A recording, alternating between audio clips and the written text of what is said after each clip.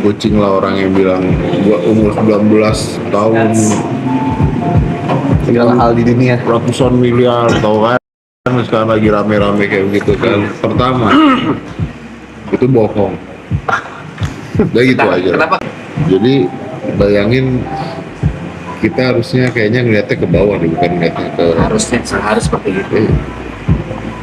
Ke atas untuk motivasi, ke bawah untuk bersyukur. Iya. Umurnya squid. That is a whale. No.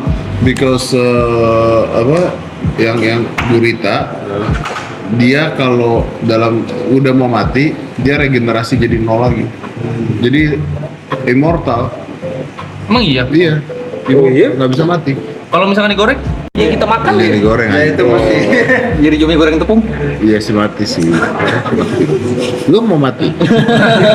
Tapi secara biologis kalau misalkan dibiarin mereka bakal Jadi ketika dia udah tua atau dia sakit nih atau dia luka, dia regenerasi tak jadi bayi lagi.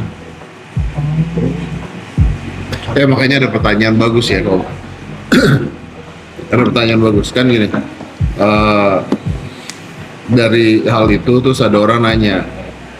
Tapi kan dulu kan masih pada muda ya. Pertanyaannya gini. Mau nggak kalau lu misalnya udah lu umur berapa sekarang? 35. Oke. Lu umur berapa sih? 30. Mau nggak kalau misalnya dikasih obat nih?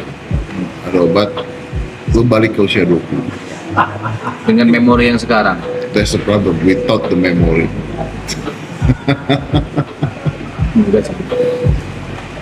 Without the memory sih itu big deal sih. Iya kan? Iya. Kita merasakan pain yang sama lagi. Gak kenal omelet lagi. Gak kenal obat Without lagi. memory. Oh. Karena itu pernah di riset Pak. Jadi orang-orang yang umur 50-60 tahun dibilang, lu mau nggak kalau misalnya dikasih obat, lu balik ke usia 20, itu semuanya mau. Terus dibilang, oke, tapi memorinya juga nggak ada ya, nggak ada yang mau loh. Berat. Berarti kan artinya perjalanan hidup lebih penting dibandingkan umur hidup ya. Betul. Setuju. Pemaknaan yang lebih penting. Makanya. Aduh. Gak ada poinnya balik ke satu titik yang kita nggak tahu nanti ujungnya mau kemana lagi kan. Iya kan, you need to start everything all over again. Iya. Tapi mungkin saintis ditawarin mau sih om. Dan Nggak bisa, dia kok saintis ditawarin ilmu dia juga hilang. Tapi kan dia bisa catat. kita kan nggak tahu percaya atau enggak. Iya bisa dicatat. Jadi rumusnya Dia dicatat kan? dia belajar, dia nyatet rumusnya harus ngapain belajar itu apaan sih? Ayam. Cuy. Oh, risi. Risih banget tuh kok ngeliat Kepala ayam. Risi dia. Sebenarnya lebih ke mau hidup sama siapa, misalnya 50 balik ke 20 memori hilang gitu, teman hidupnya siapa? Ya itu dia, you start mulai lagi, lu kuliah lagi, ini lagi. Tapi pas kita balik kita nggak tahu kan kalau kita pernah Nggak tahu kan Iya, makanya. mengulang aja Ulang aja. Tapi menurut gua for the sake of science ada beberapa yang mau sih. Ya kalau sake for science, kalau kita nggak bicaranya science, mau nggak gitu? Ya kalau kita manusia normal nggak ada artinya sih om. Tapi kan lu nggak mati endingnya, kalau kayak gitu. Seharusnya immortal tuh nggak enak loh. Immortal itu Immortal ngeri tuh sih. nggak enak harusnya. Kalau misalnya kita ngelihat orang yang kita cintai semuanya akhirnya mati dan kita sendirian hidup, wah sakitnya gila tuh. Ya nggak usah gitu, nyokap gua umur 90. Itu umur 90, komplainnya adalah nggak punya anak. Nah itu sepian itu gila banget kan. Karena temen-temen dia udah nggak ada semua. Tapi immortal tuh sama sekali nggak enak. Kalau semua penyakit dari pikiran mungkin nggak kok? Mungkin nggak om. Sebenarnya Kayak manusia itu sebenarnya bisa hidup lebih daripada 90-100 tahun, tapi karena makin lama makin Enggak sih, makin patah hati. lama makin begadang sama alkohol. Oh, Wah. itu saya enggak sih. Iya. Kadang kagak sih gue ya. Enggak lu begadang lu. Kagak gue. Lu juga aman sih gua. Aman gue alkohol. Bisa orang aman sih. saya anti dua-duanya. Aman. Pinggang aja mulai main. Tapi selain olahraga bikin Om Ded happy lah bener. Ini deep nih pembicaraan. Kalau lu nanya gua bangun pagi, minum kopi, gua happy. Yang butuh 15 menit gak diganggu siapa-siapa itu. 4 jam gue nggak diganggu. 4 jam gak diganggu siapa-siapa. Jadi kayak Aska gitu dia juga tahu kayak kalau Nada lagi ke rumah itu dia tahu gue nggak bisa diganggu dulu. Karena banyak cerita-cerita yang awakening buat gue tuh gini, maksudnya kalau gue sampai detik ini umur gue gocap lah gitu. Kejadian-kejadian tuh yang di luar nalar, kayak kayak contohnya yang paling sederhana lah, ceweknya Arab lah kemarin. Kalau video tuh masih Predictable. predictable, tapi kita nggak terima, tapi masih Iya. predictable. Gue punya cerita yang bikin gue kaget tuh beberapa tahun yang lalu tuh, gue punya dokter pribadi, anaknya itu temennya Aska. Oke. Oke. Jadi Aska masuk ke UI, dia kuliah di US. Kejadiannya adalah besok dia mau kuliah di US. Besok mau terbang ke US. Ibunya dokter, ya, malamnya meninggal. Oke. Pada saat gua dapet chat malamnya meninggal tuh, gua masih nggak yakin bahwa bener nggak sih ini anak gitu. Karena keadaannya si dokter ini ibunya cancer. Gua mikir salah tulis nih. Salah tulis, seharusnya ibunya gitu. Iya, setelah gua cek bla bla bla bla, ternyata bener anaknya meninggal. Oke kan. Nah, gua nggak berani chat, gua nggak berani apa. Jadi kalau ada teman gua lagi begitu tuh gua nggak berani chat. Karena gua tahu yang ngechat dia Banyak. banyak banget dan capek. You repeated the same shit again tuh pasti capek. Jadi yang gua lakukan cuman gua datang ke tempat persemayamannya, gua nggak ganggu. After that, 3 bulan setelah itu gua ketemu, terus baru cerita. Oke. Ini dokter ya ibunya, Ya, dokter punya update. dokter. Dan dia tuh punya klinik di rumah. Jadi ibunya cerita begini. Itu Mas Ded, saya turun rame-rame jam 4 pagi, rame-rame teriak-teriak. Saya turun, saya lari ke kamar ibu saya. Ibu saya nggak ada. Ternyata ibu saya ada di kamar anak saya. Saya kamar anak saya, itu semuanya teriak-teriak begini. Wah, saya juga, ayo cepet, Pak, suruh defibrillator kan, suntikin apa namanya itu yang buat bangun tuh, Iya, ya kan, buat suntik adrenalin dan sebagainya. Itu saya cuma bisa duduk diam. Jadi semua udah teriak-teriak, ayo cepet, saya ditarik-tarik, saya cuma bisa diam. Tahu Mas Ed kenapa saya diam? Dari lihat mukanya, saya tahu ini udah 4 jam kan. 4 jam kan, oke. Terus pertanyaan gue gini, meninggalnya kenapa? This is a big question Yes. kan? Ya. Kenapa tiba-tiba meninggal? Ya, nah ini dokter loh ya. Dia bilang itu pada saat itu saya tuh sampai periksa dari atas leher sampai bawah kaki, Mas. Karena ini anak nggak punya penyakit, tidak punya penyakit sama sekali, sehat-sehat, baru ngobrol terus meninggal. Saya periksa dari atas kepala sampai kaki karena otak saya cuma satu, dibunuh. Oke. Karena tidak ada alasan meninggal gitu maksudnya. There's no reason for him to die, nggak ada alasan meninggal. Jadi akhirnya catatan meninggalnya itu cardiac arrest. Karena dia tadi? Cardiac arrest, Namanya. jantung. Padahal dia juga nggak punya, ibunya dokter tiap tahun ini Check juga, up semua, check up ya. juga nggak punya jantung. Tapi kan harus punya alasan meninggal kan. Jadi alasannya adalah cardiac arrest. Nah akhirnya terus gue push, ya udah dok. Jadi gini deh, give me reason kenapa meninggal. Kasih gua reason, lu kan dokter kan, masa sih nggak dapet reason dan sebagainya. Lu tau gak jawaban dia apa? Kayaknya saya di prank Tuhan. Begitu dia ngomong gitu, like, oh shit. Terus kayaknya kalau kita masih bisa ketawa-ketiwi, nikmatin begini dan sebagainya, pagi-pagi masih bisa minum kopi, Itu bisa bikin happy. nyantai itu kayaknya very small thing bisa bikin happy. Dan itu kejadian di gua 2 kali. Satu lagi, dokter juga Pak. Dokter, oke. Dia dokter, anaknya sakit. Di saat COVID Oke. Jadi lo kalau tahu dokter pada saat COVID itu lagi susah-susah.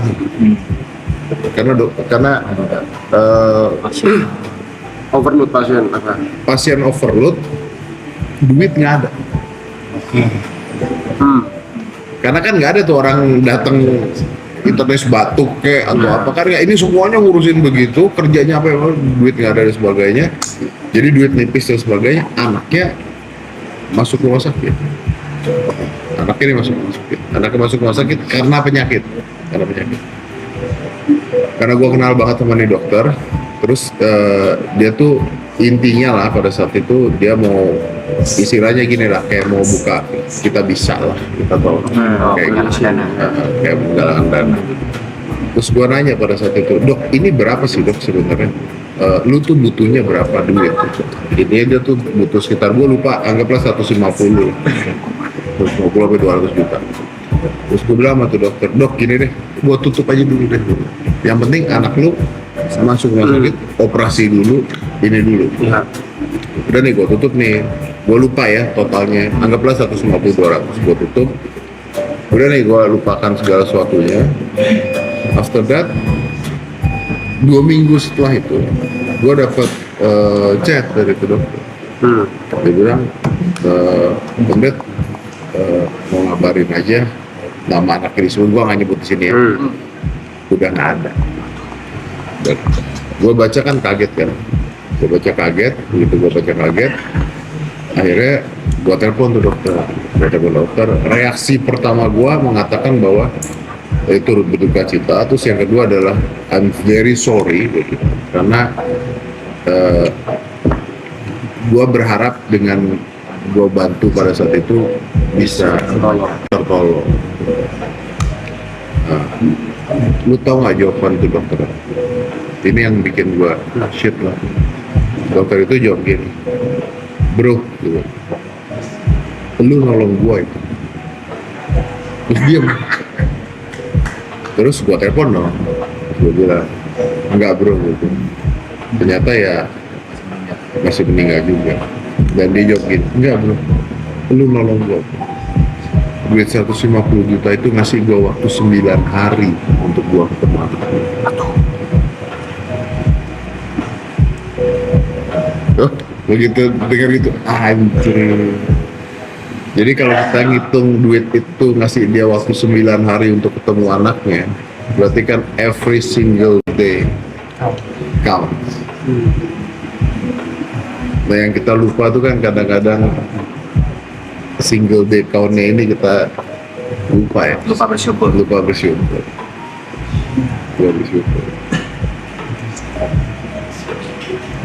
Ya gitu, hidup. Nah kalau ditanya what make me happy ya everything, kayak the same thing lah, kayak gue hari ini mau kesini gitu, gue dari kemarin-kemarin udah antusias banget, udah happy banget. I don't know what gonna happen, tapi it's new experience. Karena jawaban Om Ded berarti lebih ke cara bersyukur ya, setelah semua yang Om Ded lalui, cerita-cerita itu Om Ded bisa lebih bersyukur dengan every single apa yang terjadi di hidup Om Ded sekarang. Gue nggak tahu because I'm getting old, ya. Tapi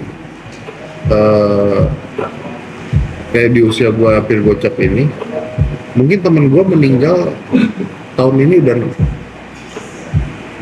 Seumuran Om Ded. yang seumuran gue. Oke. I'm not counting VD ya. Oke. Itu kan bukan seumuran gue. Meninggal udah 6 tuh either jantung, either cancer, either Apapun penyakit. Udah 6 tuh meninggal. Diabetes banyak kan juga. Jadi kayak makin lama nih makin kayak every single day counts. Every single day counts. Jadi kalau orang nanya misalnya kenapa gua olahraga, kenapa gua jaga badan, kenapa gua apa, bukan buat gue. Kalau lu menanya bukan buat gue. Buat anak 2 itu. Kalau pilihannya buat gue mah, gue pengen makan mie instan, nonton Netflix tiap hari sambil minum whisky. Karena jangan salah loh, I can drink loh. Ya. Bukan gua nggak bisa loh, I can loh. Tapi begitu gua lihat, nah ini kayaknya di umur gini udah pada ini nih. Kenapa olahraga udah sakit semua umur segini. Tadi gua cerita sama dia kan 10 tahun yang lalu sama sekarang aja kalau gua olahraga aja otot gua masih kuat, sendi gua kena. Sendi kan, ya, tapi push. Kita kadang lupa bersyukur. Kebanyakan orang Lupa bersyukur. bersyukur. Jadinya banyak lebih kaya, lebih ini padahal detail sekarang itu amat sangat berharga. Gue bisa bilang ini, nih, lu punya masalah lah. Gue nggak tahu masalah hidup lu apa ya, tapi kan pasti lu punya masalah ya. Percaya sama gue, ada jutaan orang yang saat ini jutaan orang saat ini pengen banget berada di posisi lu. Bahkan mungkin mereka rela untuk mengeluarkan duit miliar untuk mengadakan bisnis. Nah yang kita pikirkan kadang-kadang masalahnya doang.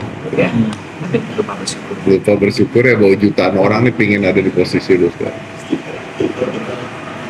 And that's works for everyone, karena kalau kita ngeliatnya ke atas nggak pernah selesai, kadang-kadang kita nggak melihat ke bawah. Same thing lah, misalnya nggak usah lu lah, nggak usah inilah. Misalnya orang sekarang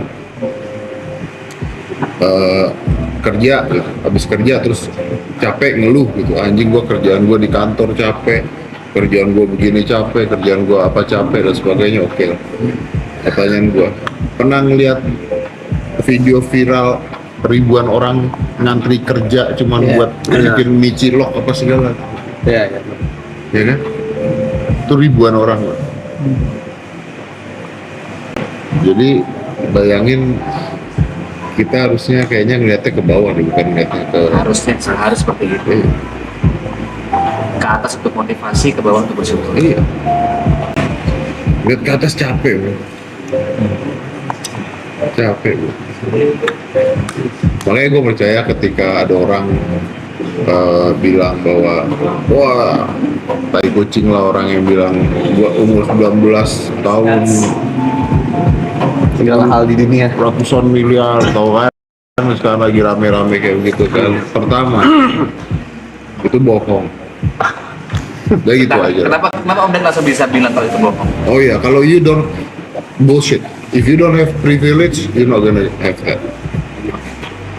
Lu nggak akan bisa ya. Oke. Gue bicara umur 19 tahun ya. Oke. Ya sama lah, waktu itu juga kan ada siapa yang anak kecil umur 10 tahun bilang penghasilannya gede banget, jualan apa. Iya, bapak lu kan kaya, bos. Terus dia bisa bilang, ya kita nggak boleh, kita harus terus mencoba. Iya, lu bisa terus mencoba, karena kalau lu gagal, Safety net. lu punya safety net. Lu gimana caranya? Orang tuanya susah, ini ya susah, terus lu mencoba, lu gagal, gelandangan. Betul. Kalau ini lu gagal, lu pulang ke rumah lu masih AC, makanan lu masih enak, pembantu lu masih 3, ya lu nggak gagal anjing. Iya. Nggak ada kata gagal buat mereka. Starting pointnya beda. Iya. Terus kalau misalnya, dan gini, assume kalau misalnya ada orang yang, wah beneran bisa nih, sukses beneran luar biasa, puluhan miliar dapat umur berapa, oke. Kalau lu bisa dapat segitu, oke, berarti something is taken from you also. Ada yang dikorbanin. Ada yang dikorbanin. If we see someone live very happy dan sebagainya, ada yang diambil sama Tuhan juga pasti. Pasti ada yang dikorbanin. Tapi kan sekarang kan banyak motivator-motivator yang nggak realistis gitu, kayak ngomong misalnya, wah saya 1 miliar pertama, kadang-kadang sekarang udah bukan 1 miliar, zaman dulu 1 miliar, 10 miliar pertama gue sukses umur segini bla bla bla, padahal saya waktu itu kerjanya nyuci piring, kuliah sambil nyuci piring, ngekos gini anak babi. Ente ngekos di Singapura. Kontrak jatuhnya di apartemen ya. Jangan samain sama orang ngekos di Tanjung Priok, bos. Jangan ngajarin motivasi. Selama Anda masih ngekos di Australia, kerjanya cuci piring di sana. Jangan samain sama orang yang di sini. Nggak bisa. Nggak bisa. Tapi kan terbukti ending-endingnya satu-satu yang kayak begitu-begitu ketangkep semua kan. Iya. Satu-satunya jalan lu bisa kayak begitu, sukses di umur segitu.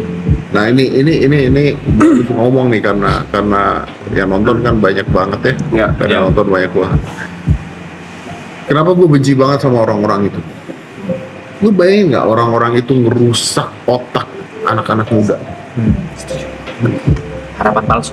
Wah gila. Jadi akhirnya ini banyak sekali anak-anak yang muda terus berpikir gila ya gue gagal ya. Hidup gue gagal banget ya. Mereka yang umur segitu udah puluhan miliar dapetnya, udah begini dapetnya dan sebagainya. Bohong.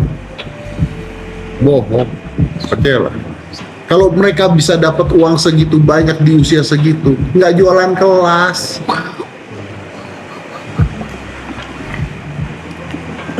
Tapi anak-anak muda kan Dia sih macam gitu. akhirnya kan, wih gue gagal ya, mereka udah sukses, gue masih segini dan sebagainya. Enggak. Gue umur 50, gue lahir dari keluarga miskin. Gue sukses sendiri. Gue baru mulai dapat duit itu umur 30 pun umur 32 gue bangkrut. Oh, sorry, itu maksudnya 30 kerja pertama. Enggak, gue 30 aja kan gue umur 20 lebih 28 tuh gue udah di TV kan. Iya. Di TV. Terus gue sampai umur 30 kan berarti duit gue udah ada dong. Oke. Ya, duit gue udah ada dan sebagainya. Terus gue mulai usaha. Gue bikin restoran, bikin apa dari duit yang gue punya. Hancur semuanya. Bangkrut. Tabungan gue cuma sisa 6 juta. Bapak gue meninggal, tabungan gue 6 juta. Gue beli peti mati ngutang, bos. Beli peti mati itu utang. Oke. Mulai lagi dari nol lagi. Terus mulai belajar. Ternyata gue belajar, ternyata sukses harus bikin ini harus belajar. Gue mulai lagi sukses mulai umur 40. Paling umur 40 tahun. Paling kalau sekarang lu bilang, ya gue punya perusahaan banyak, punya ini banyak, punya apa banyak. Iya, dari umur 40 sampai umur 50 tahun itu cuma 10 tahun target. Karena pengalamannya udah Belajarnya darah-darah. gimana caranya anak umur 18 tahun bisa punya pengalaman seperti itu kalau nggak dari link bapaknya, link keluarganya, orang dalam. Dari mana? Tapi Om, patternnya kan selalu sama Om. Mereka selalu memamerkan kekayaan, let's say mobil ke luar negeri, naik pesawat jet pribadi. Iya. Mereka pakai modal apa? Kalau dari prediksi lu, Ya ada yang modalin lu. dengan tujuan muternya. Ya macam-macam, cuci duit bisa. Cuci duit pakai mereka bisa. Ya. Kita gini, terus lu nggak usah ngomong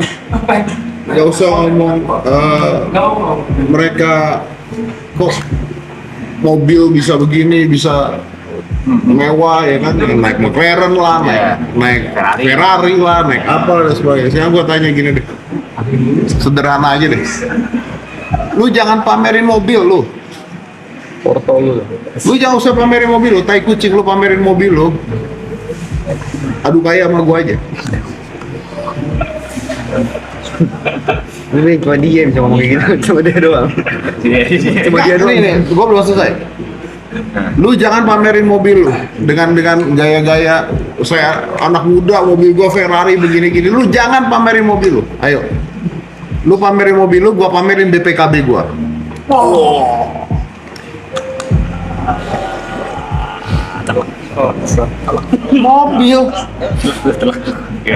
Mobil bisa pinjem, bro. Pakai ini. Ya, bisa. Mobil bisa ada orang modalin nih. Lu pakai nih mobil gua nih, lu pakai mobil gua gini-gini, lu sok kaya begini-gini, nanti lu jualan ini kan jelas laku kan? Karena kelihatannya sukses kan? Iya. Iya. Jadi pamerkan itu. Pamerin itunya kan.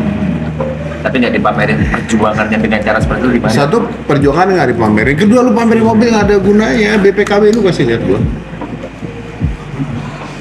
Uang gua puluhan miliar dari apa? Bla bla bla. Mau apa kek, mau kripto kek, mau NFT kek, Iya, mau apa iya. kek, mau apa kek. Apapun itu. Itulah, uang gua puluhan miliar, wah saya begini, tabungan gua, nih lihat ya foto gua 100 miliar dan sebagainya, nggak usah pamerin itu, nggak ada yang tahu, lu bikin juga nggak tahu, SPT lu keluarin, SPT pajak lu keluarin, baru gua percaya. Shit. Kalau cuma ngomong mah anjing lah. Iya loh. Iya, SPP orang percaya sih. Ya, kalau SPT orang percaya ya. Orang percaya. Pajak ya. Sebenarnya Iya telak dong. sih. SPT kan tuh. Kalau cuma ngomong nih portfolio gue ya 100 miliar ya. Lah. Jadi Tinggal pakai spreadsheet jadi ya. Lu keluarin SPT lu pakai spreadsheet, penjara lu. Keluarin SPT lu coba. Ini sih. Saya kalau mau sombong SPT ya. Kalau mau sombong enggak ya? Kalau Anda mau sombong, sertifikat rumah Anda keluarin, BPKB rumah Anda kasih lihat. Gitu dong. Jelas pajak bersih ya kalau gitu. Iya. Kalau naik mobil 2 hari ganti ya elah. Lu tahu nggak sekarang cara showroom jualan mobil gimana? Gimana tuh?